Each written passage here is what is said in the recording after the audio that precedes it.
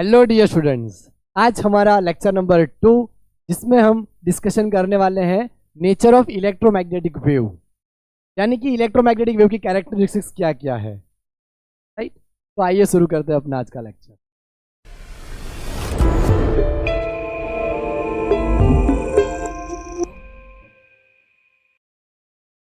सबसे पहले मैं लगाऊंगा title characteristics of electromagnetic wave.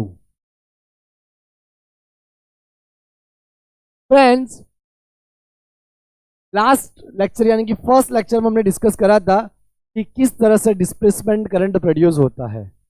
तो यहां मैं आपको बताऊंगा कि इलेक्ट्रोमैग्नेटिक वेव यानी ये ऐसा वेव है जो कि वैक्यूम में भी ट्रैवल कर सकता है और मीडियम में भी ट्रैवल कर सकता है। तो हम इसे बोल सकते हैं नॉन मैकेनिकल वेव। तो इलेक्ट्रोमैग्नेटिक वेव हमारा एक नॉन मैकेनिकल वेव है और ट्रांसवर्स वेव है। ये ट्रांसवर्स वेव क्या है तो हमने 11 में पढ़ रखा था वेव चैप्टर में। लॉन्जिट्यूडनल वेव और ट्रांसवर्स वेव दो तरीके के वेव आते हैं। तो फ्रेंड्स, इलेक्ट्रोमैग्नेटिक वेव जो है वो इलेक्ट्रिक और मैग्नेटिक दोनों वेव का बना होता है। हमने जब कल लिखा था लास्ट लेक्चर में इलेक्ट्रोमैग्नेटिक यानी इलेक्ट्रिक विल भी प्रेजेंट है, मैग्नेटिक विल भी प्रेजेंट है और दोनों इनसेपरेबल है। दोनों कैसे हैं? इनसेपरेबल। क्योंकि हमने पढ़ रखा है कि whenever electric current is passing through any conducting wire it induce magnetic field around it. जब हम किसी भी कॉपर वायर या मेटल के तार में से इलेक्ट्रिक करंट पास करेंगे यानी कि चार्ज पास होगा, चार्ज है मतलब कि इलेक्ट्रिक फील्ड है, तो वो क्या कर रहा है? वायर के आसपास में मैग्नेटिक फील्ड प्रोड्यूस कर रहा है।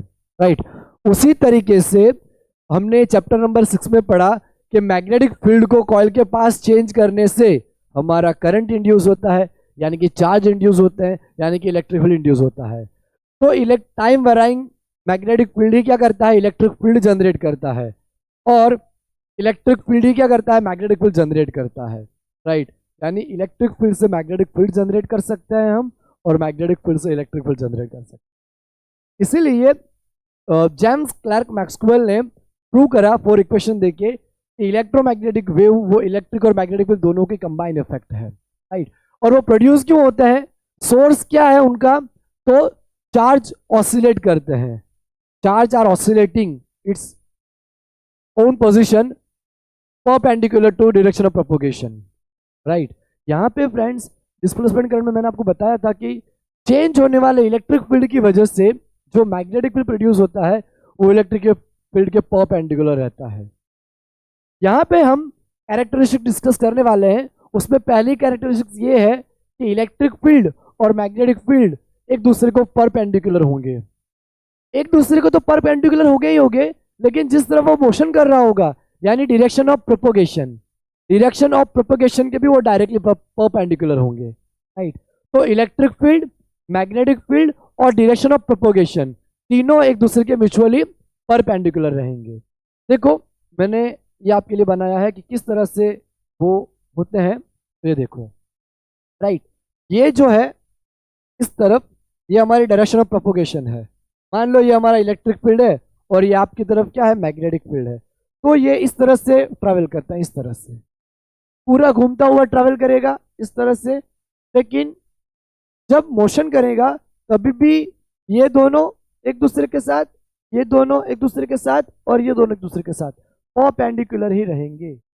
राइट, मान लो कि ये जो रेड कलर है वो हमारा इलेक्ट्रिक फील्ड है, तो इस तरफ जो वाला है जो मैग्नेटिक फील्ड है, और ये जो है वो हमारी डायरेक्शन ऑफ प्रोपोगेशन है। तो इस तरह से वो ट्रैवल करेंगे घूमते हुए। पूरे जो वेव होता है इस तरह से घूमते हुए ट्रैवल करता है लाइक दिस। राइट, तो all are perpendicular to each other, है ना। अब हम यहाँ पे डायग्राम बना के उसकी जो फर्स्ट प्रॉपर्टी है वो फर्स्ट प्रॉपर्टी हम डिस्कस करेंगे। उसकी फर्स्ट कैरेक्टरिस्टिक्स क्या है? तो डायरेक्शन ऑफ प्रोपोगेशन के दोनों परपेंडिकुलर रहते हैं, तो हम उनके इक्वेशन किस तरह से लिख सकते हैं? इलेक्ट्रिक फील्ड का और मैग्नेटिक फील्ड का जो टाइम के हिसाब से वेराई कर रहे होंगे तो उनको हम किस तरह से रिप्रेजेंट कर सकते हैं वो हम यहाँ पे लिखते हैं। तो पहले मैं हल्का सा डायग्राम बना लूँ इस तरह से, सिंपल सा।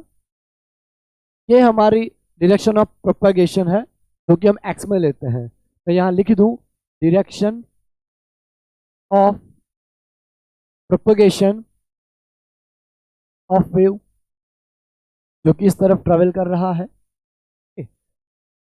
इलेक्ट्रिक फील्ड यहाँ पे हम ब्लू कलर से इंडिकेट कर रहे हैं, ये हमारी वाई डायरेक्शन है, और वाई डायरेक्शन में हमने यहाँ पे इलेक्ट्रिक फील्ड रिप्रेजेंट कर रखा है।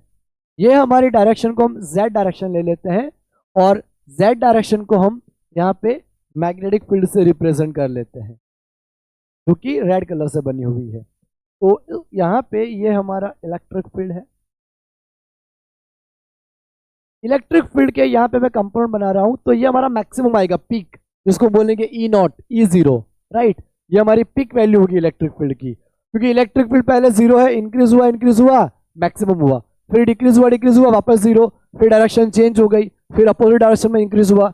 इस तरह से हमारी डायरेक्शन चेंज होती जाएगी। तो ये हमारे इलेक्ट्रिक फील्ड के कंपोनेंट है। अब फ्रेंड्स, मैग्नेटिक फील्ड जो होगा, मान लो इलेक्ट्रिक फील्ड हमारा ऊपर की तरफ है, तो मैग्नेटिक फील्ड इस तरफ होगा, उसके परपेंडिकुलर, राइट। तो वो हम यहाँ पे इस तरह से रिप्रेजेंट करते हैं। ये पूरा 3D में होता है, आपको अभी इतना आइडिया नहीं आएगा, लेकिन यू नो दैट ये 3D में मैंने आपको बताया, राइट, इसके जरिए कि all are perpendicular to each other, इस तरह से, राइट।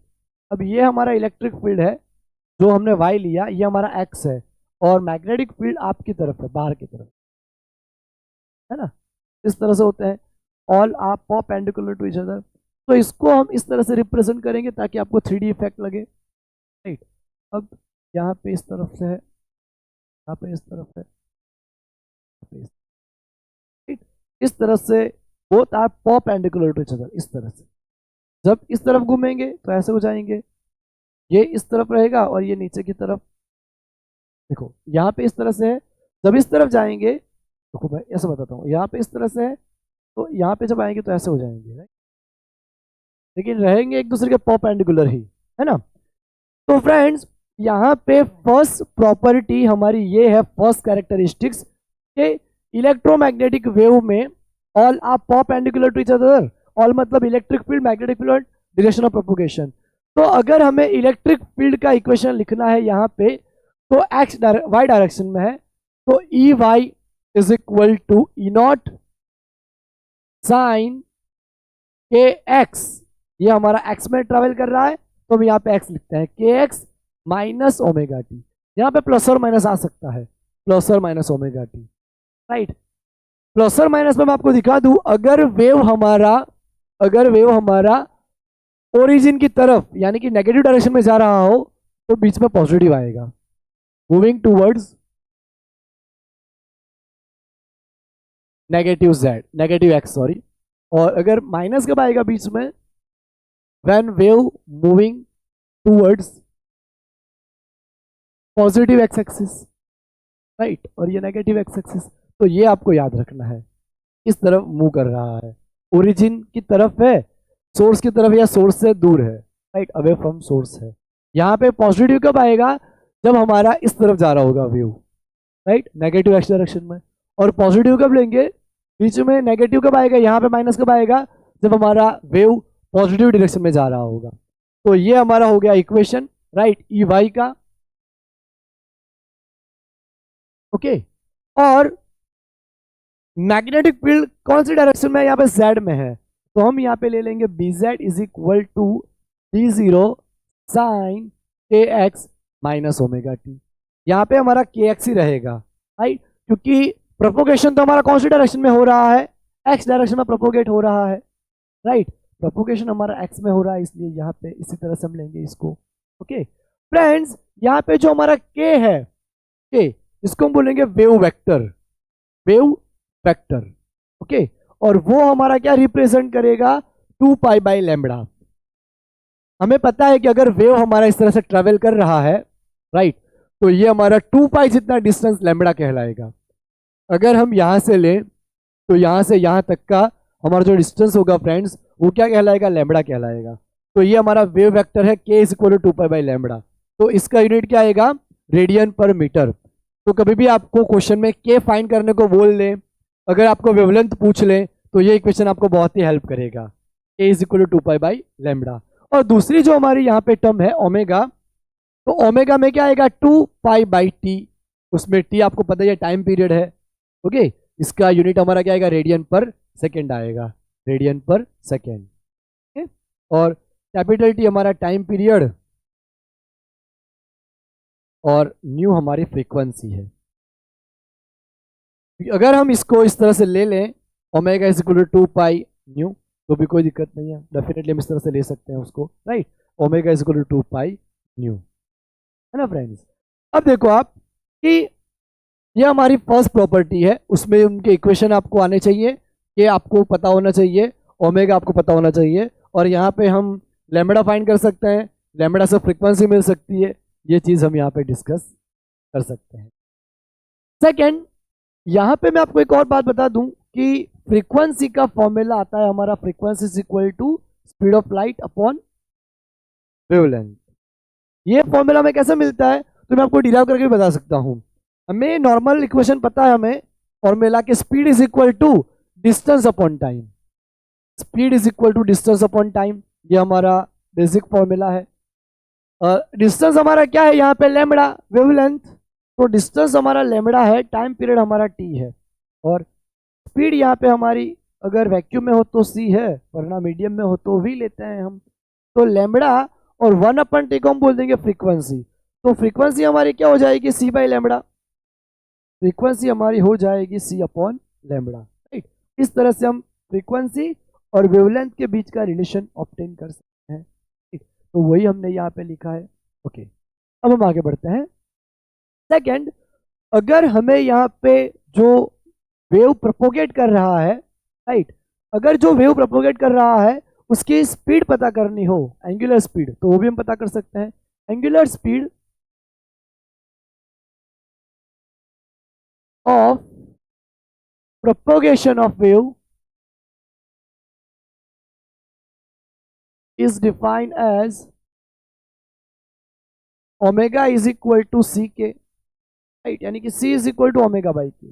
इस तरह से हमें फॉर्मूला मिलता है, तो ये भी हम डिराइव कर सकते हैं। ये मैं आपको दिखाता हूँ किस तरह से डिराइव होगा। आपको पता है वही formula, speed is equal to distance upon time, speed हमारी v रहेगी, डिस्टेंस हमारा लैम्बडा और टाइम t। अगर मैं इस इक्वेशन को ऊपर नीचे 2π से मल्टीप्लाई कर दूं, तो यहाँ पे मान लो मैंने 2π ले लिया और यहाँ भी 2π ले लिया, राइट। अब 2π/t हमारा आता है ओमेगा, तो वहां मैं लिख दूंगा ओमेगा, और ये लैम्बडा को हम 2π/λ कर लें यहाँ पे, तो वो हमें मिल जाएगा के, तो v is equal to omega by k. अगर वैक्यूम में हो तो हम v की जगह पे c लेंगे, omega is equal to c is equal to omega by k, omega is equal to C k, right. तो ये हमारी सेकेंड प्रॉपर्टी हो गई, इसकी सेकेंड कैरेक्टरिस्टिक्स हो गई। अब फ्रेंड्स हम थर्ड कैरेक्टरिस्टिक लेते हैं, उसके लिए मैं यहाँ पे जगह कर लूँ और इसको मिटा देता हूँ। थर्ड प्रॉपर्टी हमें किस तरह से डिस्कस करनी है, तो थर्ड प्रॉपर्टी के लिए हम यहाँ पे डिस्कस करने वाले हैं कि इलेक्ट्रिक और मैग्नेटिक फील्ड का मैग्नीट्यूड क्या होगा, राइट। उसके मैग्नीट्यूड के जरिए हम यहाँ पे पता करेंगे, और उनका रिलेशन क्या आएगा एक्चुअल में, इलेक्ट्रिक और मैग्नेटिक फील्ड का यहाँ पे रिलेशन क्या आता है। तो वेलोसिटी सिलेक्टर में हमने ये फॉर्मूला डिराइव करा था, राइट, कि वेलोसिटी और इलेक्ट्रिक फील्ड और मैग्नेटिक फील्ड का रिलेशन क्या आता है जब दोनों की वैल्यू सेम हो। अब देखो यहाँ पे हमें जो रिलेशन मिलेगा वो किस तरह से मिलेगा वो मैं आपको बताता हूँ। थर्ड हमारी जो प्रॉपर्टी है वो दोनों का रिलेशन है। तो मैग्नीट्यूड के फॉर्म में हम लिखे हैं, तो E0 upon B0 is equal to C. Friends ये काफी मोस्ट इंपॉर्टेंट फॉर्मूला है, राइट। आपको बहुत अच्छे से पता होना चाहिए कि इलेक्ट्रिक फील्ड और मैग्नेटिक फील्ड का रिलेशन बनता है E0 upon B0 is equal to C, speed of light, right. तो अगर आपको ERMS के फॉर्म में लेना हो तो आप इस तरह से लिख सकते हो, ERMS divide by BRMS is equal to c. इस तरह से electric field upon magnetic field is equal to speed of light in vacuum, E upon B is equal to c. इस तरह से हो जाएगा, राइट। इस तरह से हम उसको ले लेंगे, E upon B is equal to C. Okay, अब देखिए आपको अगर इसको याद रखना है तो इस तरह से याद रख, क्योंकि बच्चे बहुत कंफ्यूज रहते हैं कि E अपन B होगा या B अपन C होगा, अभी तो आपको याद रह जाएगा, लेकिन एग्जाम में जब क्वेश्चन आएगा तब फिर कंफ्यूजन 1% भी डाउट हो गया तो फिर आप कंफ्यूज हो जाओगे, राइट। तो आप इस तरह से याद रखिए, ए बाई चल, ए बाई चल, इस तरह से, right. E upon B is equal to c, a by चल, राइट। तो इस तरह से हमें याद रह जाएगा। ओके, फोर्थ, इलेक्ट्रोमैग्नेटिक वेव की डायरेक्शन प्रोपोगेशन की। तो direction of propagation of electromagnetic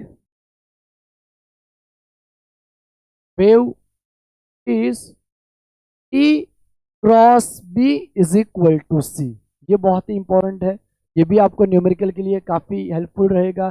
JEE और नीट दोनों एग्जाम में इसके ऊपर से क्वेश्चन पूछे गए हैं, राइट।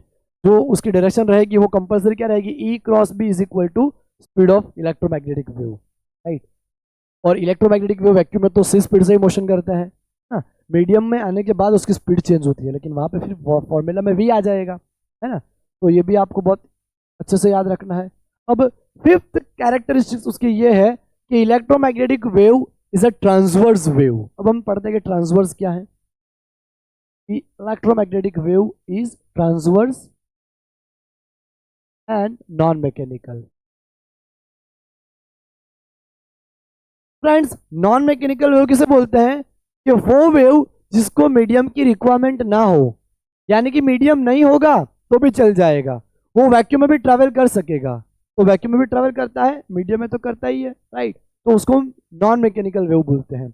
और ये जो वर्ड है ट्रांसवर्स वेव, तो इलेक्ट्रोमैग्नेटिक वेव जब ट्रैवल करता है, इस तरह प्रोपोगेट कर रहा है, तो वो ऊपर जाएगा वापस नीचे आएगा, ऊपर जाएगा वापस नीचे आएगा, इस तरह से perpendicular to the direction of propagation. Transverse की डेफिनेशन क्या है, तो wave moving perpendicular to direction of propagation, यानी कि ऊपर जाएगा परपेंडिकुलर 90 बनाया, वापस नीचे आएगा 90 बनाया, इस तरह से ट्रैवल करेगा। अगर वेव हमारा इस तरह से ट्रैवल कर रहा है तो that is the perpendicular direction, right. और लॉन्जिट्यूडिनल वेव कैसे ट्रैवल करता है, इस तरह से, इससे सांप चलता है इस तरह से, डायरेक्शन ऑफ प्रोपोगेशन के पैरेलल, इस तरह से, राइट। इसमें यहाँ पे ऊपर जाएगा ट्रांसवर्स में और पैरेलल जाएगा लॉन्जिट्यूडल में। तो ये आपको आइडिया आ गया, electromagnetic wave is transverse and non mechanical. अब एक और इंपॉर्टेंट कैरेक्टरिस्टिक्स की हम बात करते हैं, उसको हम बोलते हैं पॉइंट नंबर 6। तो पॉइंट नंबर 6 हमारा क्या रहेगा, यहाँ पे जो इलेक्ट्रोमैग्नेटिक वेव है, राइट, अगर वो वैक्यूम में ट्रैवल करें, व्हेन ट्रैवलिंग इन वैक्यूम, तो स्पीड ऑफ लाइट रहेगी हमारी epsilon naught mu naught, C is equal to 1/√, epsilon naught mu naught. Okay friends, इसका डायमेंशन फॉर्मूला भी जेई के एग्जाम में पूछा गया है, बहुत ही इंपॉर्टेंट। तो सी का इक्वेशन आया 1/√, epsilon naught mu not. Epsilon not क्या है, तो परमिटिविटी इन वैक्यूम, और म्यू जीरो क्या है, परमिएबिलिटी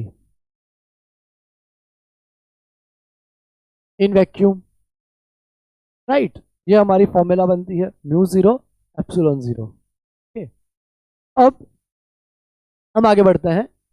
यहां पे मान लो हम एक और अलग प्रॉपर्टी नहीं बोल रहे हैं, उसमें बोल देते हैं when electromagnetic wave travelling in medium.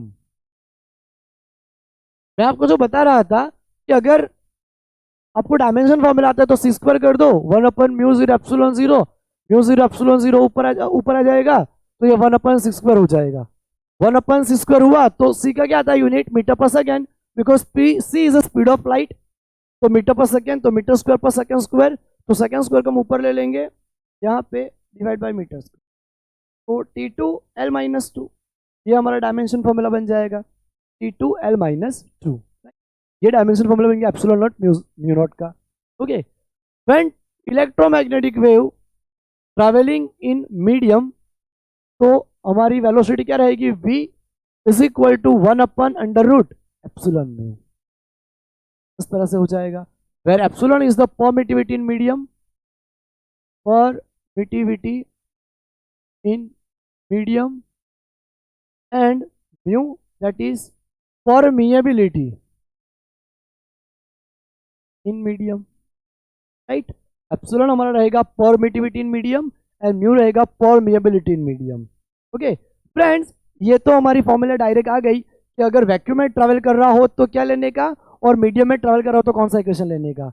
लेकिन अगर रिफ्रैक्टिव इंडेक्स या फिर डाइलेक्ट्रिक कांस्टेंट कोई भी वर्ड वाला क्वेश्चन आता है तो आपको क्या करना होगा, according to definition of refractive index n is equal to c by v, right. n is equal to c by v, तो c का हमारा इक्वेशन है 1/√ε naught mu naught divide by v का हमारा इक्वेशन है √ε म्यू। तो ये ऊपर आ जाएगा और म्यू 0 एप्सिलॉन 0 नीचे, तो epsilon mu upon epsilon naught mu naught is equal to n is equal to epsilon upon epsilon naught को बोलेंगे एप्सिलॉन r और म्यू अपन म्यू 0 को बोलेंगे म्यू r। और हमें पता है कि एप्सिलॉन r हमारा डाइलेक्ट्रिक कांस्टेंट कहलाता है, एप्सिलॉन r हमारा डाइलेक्ट्रिक कांस्टेंट कहलाता है, तो उसको हम k ले लेंगे, तो n हमारा हो जाएगा k म्यू r। तो इसके ऊपर से जेई और नीट दोनों में क्वेश्चन आ चुके हैं। आज ये टॉपिक के इतने सारे क्वेश्चन हैं, आज हम थोड़े बहुत करेंगे लेकिन बहुत सारे क्वेश्चन हम नहीं कर पाएंगे क्योंकि एक लेक्चर में थोड़ी लिमिट आएगी क्वेश्चन की। तो ये जो फॉर्मूला है, फिर ये जो फॉर्मूला है, फिर फर्स्ट वाला जो इक्वेशन किया, फिर ये वाला जो है, उनके बहुत सारे न्यूमेरिकल्स हैं, राइट। तो आप खूब प्रैक्टिस कर सकते हो उनकी। तो ये हो गई हमारी कैरेक्टरिस्टिक नंबर 6, राइट, जिसमें अगर electromagnetic wave, when electromagnetic wave अगर वो ट्रैवल करता है वैक्यूम में तो c is equal to 1/√ε naught mu naught, और अगर मीडियम में ट्रैवल कर रहा है तो v is equal to 1/√ε mu, और रिफ्रैक्टिव इंडेक्स हमारा क्या आएगा, n is equal to c by v, उसमें c का फॉर्मूला रख दिया और v का फॉर्मूला रख दिया, तो ये ऊपर आएगा ये नीचे, राइट। तो epsilon upon epsilon not epsilon r और mu upon mu naught mu r, और म्यू r एप्सिलॉन r हमारा k हो जाएगा, तो √k म्यू r। इस तरह से हमें ये इक्वेशन मिल जाएगा रिफ्रैक्टिव इंडेक्स का। और भी कैरेक्टरिस्टिक्स है फ्रेंड्स, मैं इसको मिटा देता हूं और फिर हम करते हैं उसको। फ्रेंड्स यहाँ पे हम कैरेक्टरिस्टिक नंबर 7 लिख रहे हैं। तो इलेक्ट्रोमैग्नेटिक वेव जो है वो इक्वल एनर्जी कैरी करता है, राइट। उसमें जितनी एनर्जी इलेक्ट्रिक फील्ड के फॉर्म में होगी, राइट, अगर सारी की सारी हम उसको मैग्नेटिक फील्ड में कन्वर्ट कर दें तो अगर दोनों का अमाउंट लें तो 50-50% रहेगा। इलेक्ट्रोमैग्नेटिक वेव में 50% एनर्जी इलेक्ट्रिक फील्ड कैरी करता है और 50% एनर्जी मैग्नेटिक फील्ड कैरी करता है, राइट। ये हम चीज प्रूव करते हैं यहाँ पे।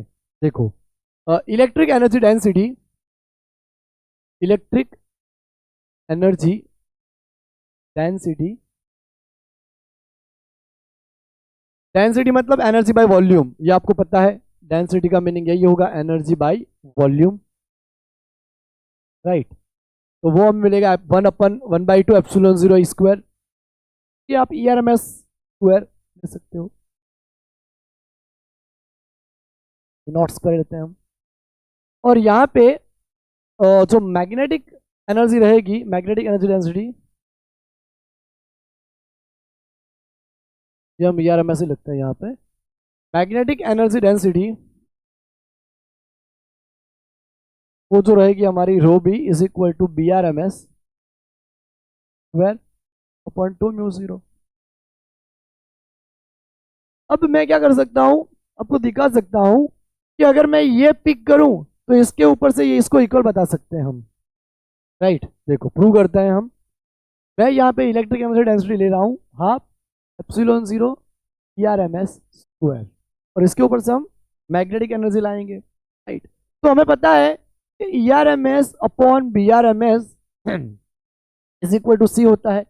इसका मतलब ERMS को सब्जेक्ट बना लें तो हम लिख सकते हैं BRMS इंटू C, राइट।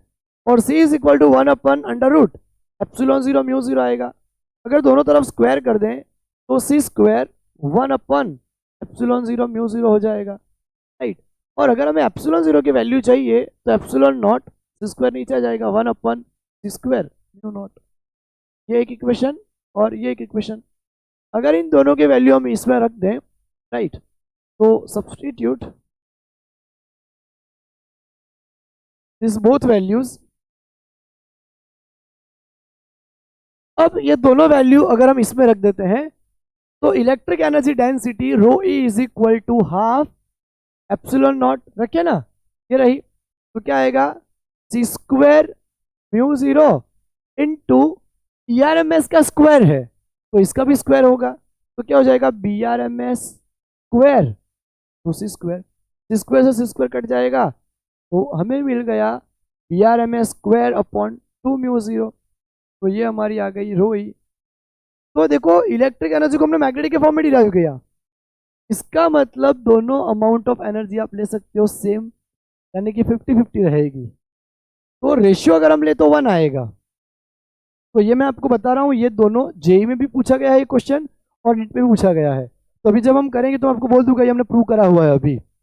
तो इसका मतलब ये हुआ कि मैं अगर रेशियो यहाँ पे ले लेता हूँ रो ई अपन रो बी, तो रो ई हमारा क्या आया BRMS square upon 2 mu zero, और रो बी तो हमारा क्या होता है ऑफिशियली वही होता है BRMS square upon 2 mu zero, तो दोनों कैंसिल तो 1 आ गया, तो रो ई इज इक्वल टू क्या आ गया रो बी, राइट। यानी दोनों कैसी होगी, इक्वल एनर्जी होगी, जितनी इलेक्ट्रिक फील्ड के फॉर्म में होगी उतनी ही मैग्नेटिक फील्ड के फॉर्म में होगी। तो ये हमारी कैरेक्टरिस्टिक नंबर 7 थी। अब हम करते हैं आगे कैरेक्टरिस्टिक्स नंबर 8। कैरेक्टरिस्टिक्स 8 हमें ये बताती है कि इलेक्ट्रोमैग्नेटिक वेव एनर्जी कैरी करता है, एक जगह से दूसरी जगह जब ट्रैवल करता है। Electromagnetic wave possesses and carry energy when moving from one point to another।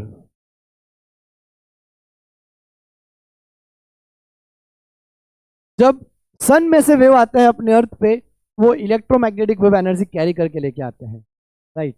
वो एनर्जी कैरी करके आएंगे और वही एनर्जी हमारे पास है। जैसे कि इलेक्ट्रोमैग्नेटिक वेव आए, सन में से जो रेज आए अर्थ पे, उसकी वजह से क्लोरोफिल के साथ रिएक्शन हुआ, फोटोसिंथेसिस, राइट, और फिर प्लांट ने ग्रो करा, सब्जियां उगती है और वही हम खाते हैं, राइट। तो एनर्जी कैरी करके लेके आते हैं कौन, इलेक्ट्रोमैग्नेटिक वेव्स, राइट। फिर जब इलेक्ट्रोमैग्नेटिक वेव सरफेस पे स्ट्राइक करते हैं तो वो क्या करेंगे, प्रेशर क्रिएट करेंगे, तो उसी प्रेशर को बोलेंगे रेडिएशन प्रेशर। ये एनर्जी भी रेडिएशन एनर्जी कहलाती है, radiation energy.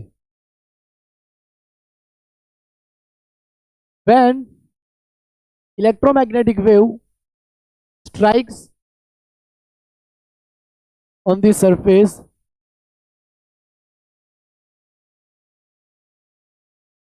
it exert pressure to the surface, और उसको बोलेंगे रेडिएशन प्रेशर।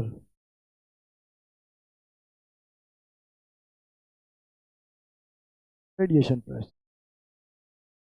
अब हम नेक्स्ट पॉइंट करते हैं, इलेक्ट्रोमैग्नेटिक वेव पोलराइजेशन इफेक्ट देता है, राइट। हमारी लाइट पोलराइजेशन करती है, ये ट्रांसवर्स नेचर से ही पता चलता है। तो इलेक्ट्रोमैग्नेटिक वेव इज पोलराइज्ड। फिर नेक्स्ट कैरेक्टरिस्टिक्स, इलेक्ट्रोमैग्नेटिक वेव जो है वो डिफ्रैक्शन, रिफ्रैक्शन और इंटरफेरेंस फिनोमिना को फॉलो करते हैं। Electromagnetic wave follows diffraction, polarisation and interference, ये सारे फिनोमिना अप्लाई होते हैं। और इलेक्ट्रोमैग्नेटिक वेव जो है वो मोमेंटम के और एनर्जी कंजर्वेशन के भी सारे लॉ फॉलो करते हैं। तो मैं लिख नहीं रहा यहाँ पे, राइट, मोमेंटम और एनर्जी कंजर्वेशन के भी सारे लॉ फॉलो करते हैं। तो फ्रेंड्स ये थी हमारी 12 कैरेक्टरिस्टिक्स। 12 मैंने बोली यहाँ पे, इलेक्ट्रोमैग्नेटिक वेव जो है वो मोमेंटम और एनर्जी कंजर्वेशन के सारे लॉ फॉलो करती है। तो ये वेव्स की कैरेक्टरिस्टिक्स अगर आप अच्छे से लर्न कर लोगे तो आपके लिए न्यूमेरिकल इस टॉपिक के सॉल्व करना काफ़ी इजी बात हो जाएगी। तो पहले हम यहाँ पे 4 न्यूमेरिकल्स जो नीट में पूछे गए हैं वो कर लेते हैं और उसके बाद हम जेई मेंस के क्वेश्चन करते हैं। फ्रेंड्स यहाँ पे हमने 4 क्वेश्चन लिखे हैं, चारों क्वेश्चन नीट के हैं। पहला हमारा है नीट 2022 का। इसमें बोला गया है कि when light propagates through a material medium of permittivity mu r and relative permeability mu r, the velocity of light v is given by. तो हमें पता है कि c का फॉर्मूला में मिलता है अंडर रूट एप्सिलॉन 0 म्यू 0 और v का मिलता है 1/ε म्यू। अगर दोनों का रेशियो ले लें, इसको हम n बोलते हैं रिफ्रैक्टिव इंडेक्स, तो c का फॉर्मूला है 1/√ε0 और v का हमारा फॉर्मूला क्या आता है 1/√ε म्यू। तो ऊपर चला जाएगा, ये नीचे आएगा, तो ε/ε0 μ/μ0, तो ε/ε0 that will be εr, μ/μ0 that will be μr। तो हमें यहाँ पे v को लाना है, तो v ऊपर ले जाएंगे n नीचे, तो v is equal to c, right. यहाँ पे n की जरूरत ही नहीं पड़ रही है हमें यहाँ पे इस तरह से मिला c by v is equal to εr μr, और हमें लाना है यहाँ पे v, तो v को सबसे बनाएंगे तो c/√εr μr, तो हमारा आंसर आ गया v is equal to c/√ε0 εr μr। अब हम करते हैं दूसरा क्वेश्चन हमारा, जो कि नीट 2021 का है। For a plane electromagnetic wave propagating in plus x direction, which one of the following combination gives the correct possible direction for E and B respectively। तो इसमें फ्रेंड्स आपको हर एक ऑप्शन को चेक करना रहता है क्रॉस करके बीच में कि कौन सा आंसर आई कैप बता रहा है, राइट, क्योंकि डायरेक्शन ऑफ प्रोपोगेशन हमारी आई है। तो अभी मान लो मुझे पता है कि आंसर बी है, तो हम बी को पहले चेक करते हैं। ई क्रॉस बी हमारा यहाँ पे आई आना चाहिए, राइट। तो -j + k cross -j -k, okay. यहाँ पे हमारा आई जे के इस तरह से रहेगा, आई जे के, तो आई जे उसके बाद जे के उसके बाद के।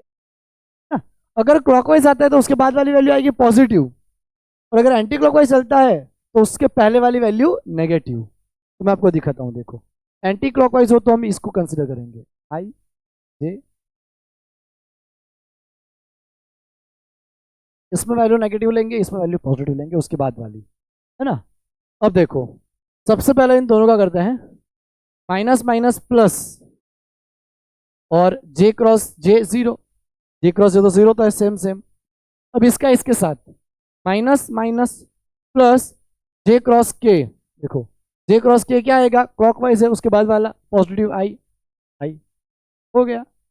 अब प्लस माइनस माइनस के क्रॉस जे एंटी क्लॉकवाइज, उसके बाद वाला, उसके पहले वाला लेकिन नेगेटिव में, माइनस आई, राइट। और के क्रॉस, यहाँ पे माइनस पहले था, एक और माइनस आया, और के क्रॉस के सेम सेम तो 0 होंगे, right, minus minus plus, minus minus plus 2i, तो आ गया हमारा आई डायरेक्शन। यानी इन दोनों का क्रॉस मल्टीप्लिकेशन करके हमारा आंसर आया, तो आंसर आएगा हमारा बी, राइट। अब देखिए फ्रेंड्स, नीट 2020 फेज 1 में पूछा गया क्वेश्चन, और यही क्वेश्चन सेम जेई मेन 2023 में भी आया है, सिर्फ ये सेंटेंस का फॉर्मेशन क्वेश्चन का थोड़ा अलग टाइप से है, वही क्वेश्चन सेम है जो भी हमने करा था। जब मैंने आपको कैरेक्टरिस्टिक्स करवाई तब हमने डिस्कस करा था। The ratio of combination made by the electric and magnetic fields component to the intensity of an electromagnetic wave is. Electric field का हमारा जो फॉर्मूला था वो था हाफ एप्सिलॉन 0 BRMS², और मैग्नेटिक फील्ड का जो फॉर्मूला था वो BRMS²/2μ0। तो अभी हमने प्रूव करा था कि ρe/ρb 1 आ रहा था, इसका मतलब कि दोनों की डेंसिटी सेम रहती है, राइट। तो अभी हमारा क्या आएगा आंसर 1:1, राइट। दोनों का जो रेशियो रहेगा, मैंने आपको बोला कि दोनों 50-50% रहते हैं, जितना इलेक्ट्रिक फील्ड रहेगा उतना ही मैग्नेटिक फील्ड भी रहेगा, दोनों 50-50% रहेंगे, इसलिए हमारा आंसर आएगा 1:1। ये हमारा लास्ट क्वेश्चन 2018 नीट का।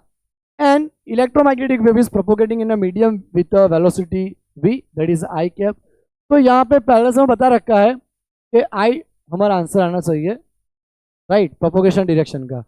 तो instantaneous oscillating electric field in Y direction, अब इलेक्ट्रिक फील्ड वाई में मतलब जे, तो मैग्नेटिक फील्ड किस में आएगा, तो हमें पता ही है जे क्रॉस के ही तो आ जाता है, यानी कि पॉजिटिव के में आएगा, पॉजिटिव जेड डायरेक्शन, तो हमारा आंसर आएगा B, positive Z direction, right. Friends अब हम जेई के क्वेश्चन करते हैं। फ्रेंड्स यहाँ पे हमने 4 जेई के क्वेश्चन लिखे हैं। तो ये जेई मेन 2019 का क्वेश्चन, ये हमारे एनसीईआरटी का ही क्वेश्चन इसलिए मैंने लिया है, बाकी और भी बहुत सारे क्वेश्चंस हैं जो पूछे गए हैं। लेकिन मैं आपको दिखा रहा हूँ कि एनसीईआरटी बेस पूरा हमारा कंटेंट रहता है, राइट।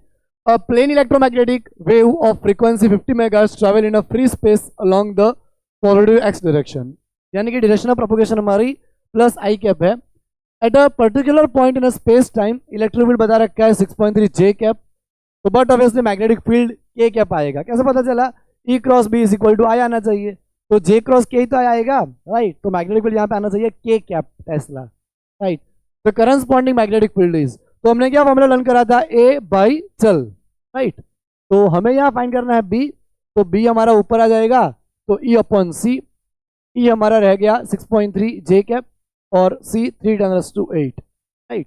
तो 6 2 सा और 3 1 सा, तो 2.1 और ये माइनस प्लस 8 ऊपर आएगा तो दैट विल बी -8, राइट। के कैप टेस्ला, तो मैग्नेटिक फील्ड हमारा हो गया 2.1 इंटू 10⁻⁸ के कैप टेस्ला।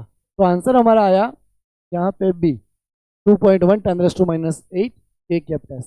फ्रेंड्स ये क्वेश्चन आपको होमवर्क में करना है, क्योंकि अभी हमने जैसा करे थे वैसा ही क्वेश्चन है आई जे के, राइट, है ना। तो electromagnetic wave eight an instant in a particular position, the electric field is along the negative Z x, right. Negative Z में ट्रैवल कर रहा है electric field, and magnetic field is along positive x, positive. तो ये direction क्या आती है आपकी प्रोपोगेशन की, वो आपको बतानी है, राइट। तो आप बता सकते हो। ये वाला क्वेश्चन जो है वो जेई मेन 2021 में आया हुआ क्वेश्चन है। Electric field in electromagnetic wave is given bye, electric field इस तरह से बता रखा है, रिप्रेजेंट कर रखा है। तो ये हमारी ई नॉट की वैल्यू आती है, ई नॉट हमारा हो गया 50। तो velocity of electromagnetic medium is, अब हमारा फॉर्मूला रहेगा ओमेगा बाई ए, राइट। हमें यहाँ पे वेलोसिटी पूछी है, the velocity of electromagnetic wave is, okay. तो ओमेगा हमारा क्या रहेगा यहाँ पे? ओमेगा टी, यानी कि 10⁻10, राइट। के की वैल्यू हमें यहाँ क्या मिली है? के एक्स आता है, तो के की 500। अब देखना फ्रेंड्स, यहाँ पे इसको मैं 10⁻11 ले लेता हूँ, और ये 500 है, तो 5 10⁻2, तो 2 यहाँ निकाल देंगे, 1/5 0.2 10⁻9, और एक डिजिट मूव करेंगे 10⁻8, राइट। ये हमें मिला। अब आप देखिएगा हम क्या कर सकते हैं यहाँ पे, अगर मैं ऊपर नीचे 3 से मल्टीप्लाई कर दूं, तो ये हमारा हो जाएगा सी, यानी कि 2c/3, यानी वी हमारा कितना आया? 2c/3, right. तो हमारा आंसर यहाँ पे हो गया सी। अब हम ये वाला करते हैं, इसके लिए मैं थोड़ी सी यहाँ पे जगह ले लेता हूँ और इसको मिटा देते हैं हम,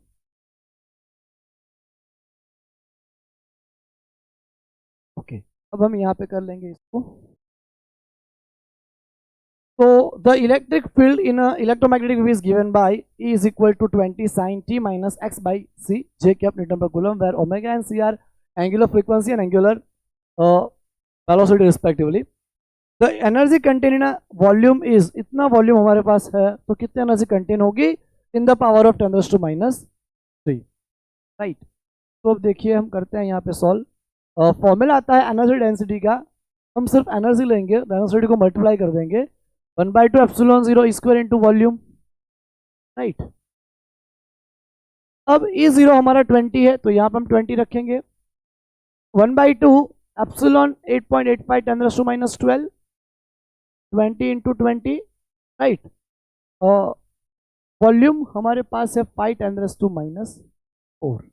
अब देखिए आप फ्रेंड्स के ये 2 यहाँ से 10 ले लेते हैं, 10⁻1, तो 8.85 -12 +1, 5 2 सा 10, यानी 100, यानी कि +2 -4, तो 8.85, ये 3 -4 -1 -13, यहाँ पे -13 आता है, -13। तो क्या आया आंसर हमारा?